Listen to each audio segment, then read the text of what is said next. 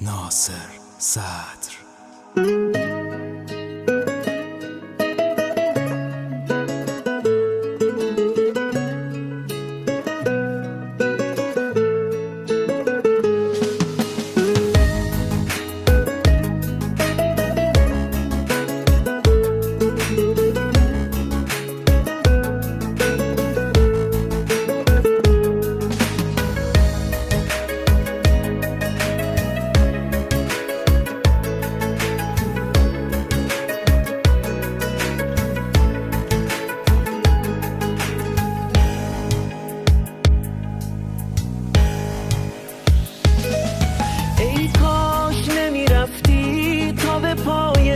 تو بسوزم، موندم سر حرفم، سر قولم، من هنوزم.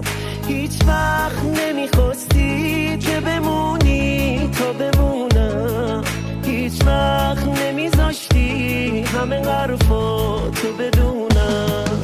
ای کاش میدونستی از وقتی که رفتی من کسی ندارم.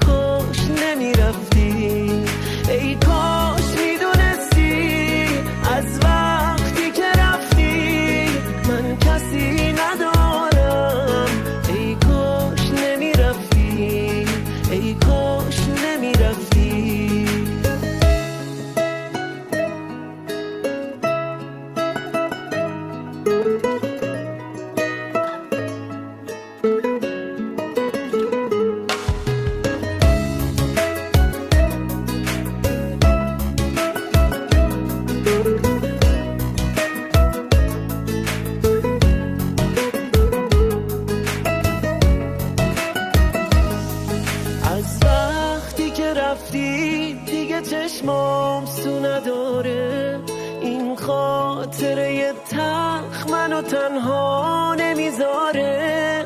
خیلی سوت و کوره خونه بی تو، گل نازم، من فکر نمی کردم توی این بازی ببازم. ای کاش میدونستی از وقتی که رفتی من کسی ندارم. ای کاش نمیرفتی، ای کاش نمیرفتی، ای کاش میدونستی از وقتی که رفتی من کسی ندارم. ای کاش نمیرفتی، ای کاش نمیرفتی، ای کاش نمیرفتی.